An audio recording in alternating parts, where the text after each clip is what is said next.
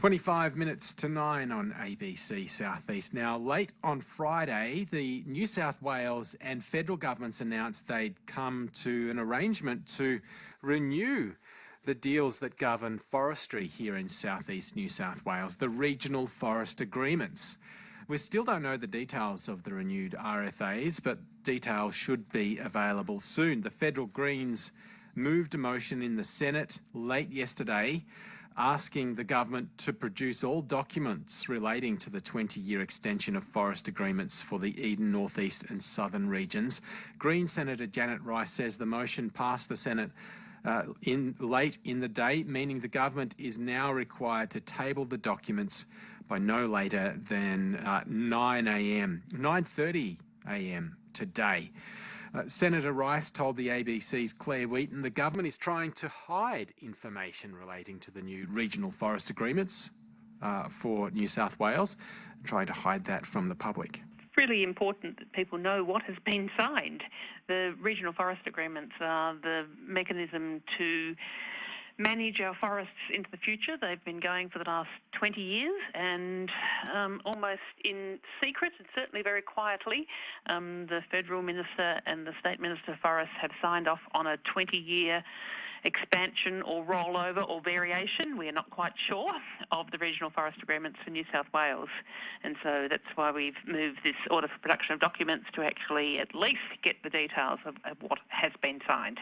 And when you say you're not quite sure, like I've been looking at this story for the past few days and I can't actually find out what is being tabled in the Parliament? No, well, we actually don't know exactly what's going to be tabled in the Parliament tomorrow either. Hopefully they will table it, and we don't know whether it's just an extension of the regional forest agreement with no changes, whether they're going to vary them, whether it's a rollover, whether they're putting in new conditions. No one has been told, and that's really concerning because the 20 years that the regional forest agreements have been in place have been a disaster for our forests. They have meant that we've had species, precious animal species that have now on the brink of extinction. We have got forests that have been felled which should have been there as really valuable carbon stores. We've seen logging in water catchments, and we've seen forests that should have been absolute treasures, continued to be absolute treasures for local communities, for recreation and tourism, no longer being that because of the intensive logging that has happened in them. So we are very, very concerned that these regional forest agreements have just been rolled over for a continuation of the same sort of treatment of our forests. They've been rolled over and no one quite knows exactly what's been signed off on. And for people, Senator, who are not familiar with the intricacies of the Senate, the order to produce documents, what is that motion and how successful will it be? Look, we're expecting the government to table what exactly has been signed off. The order for production of documents is the power of the Senate to do just what that says, to order the government to sort of lay documents on the table at the Senate at a particular time. And so it's a very powerful opportunity to get information out which they're trying to hide away. It's the equivalent of freedom of information, but operating through the Senate, and it operates rather more quickly usually than your average freedom of information request. And is that then voted on?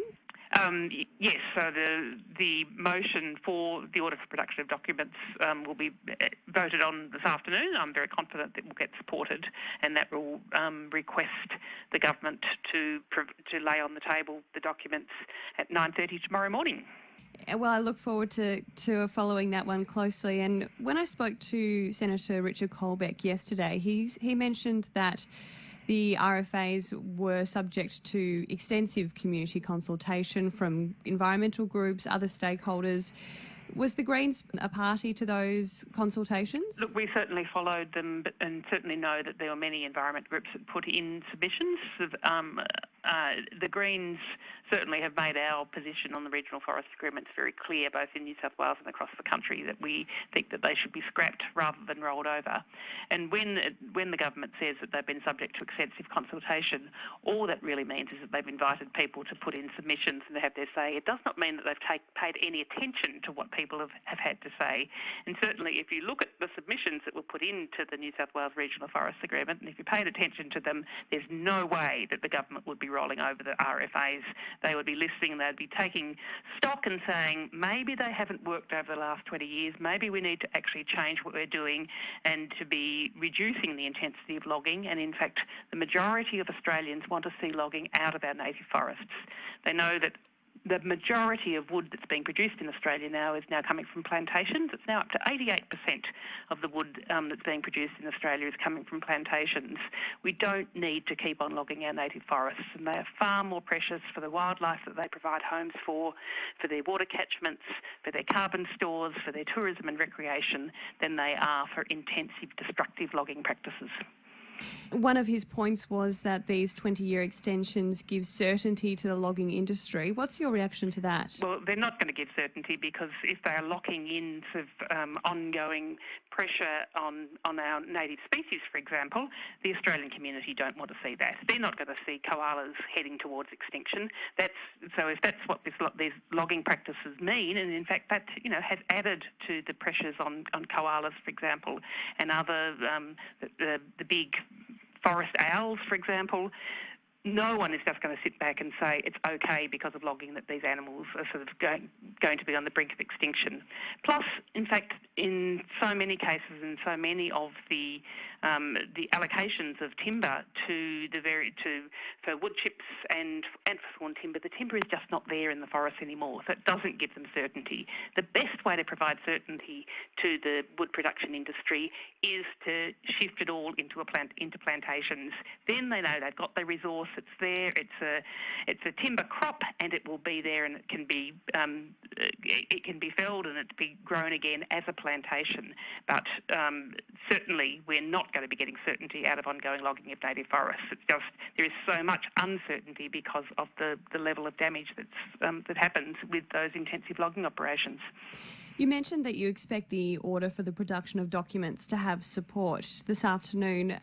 Where is the federal opposition at on this? Have you been consulting with Labor's spokesman, Joel Fitzgibbons? Look, I have, in fact, been trying to catch up with Joel Fitzgibbon at the moment to see where Labor stand. I mean, the New South Wales Labor position, as I understand it in May, was that they wanted to have a thorough review of the science, and I'm pleased to hear that, because if you do a thorough review of the science, you can see that logging is causing animals to be headed towards extinction. It's causing us to be losing our precious carbon stores that those forests are. But at this stage, the Labor Party have not committed to scrapping the regional forest agreements. They're pretty much in lockstep with the government of saying the regional forest agreements are the appropriate way forward. But I'm hoping that in the lead up to the election that there might be some shift in Labor policy. We'll just have to wait and see. That's Green Senator Janet Rice speaking with the ABC's Claire Wheaton, and on those regional forest agreements we'll get the perspective from the Eden chip mill in just a minute.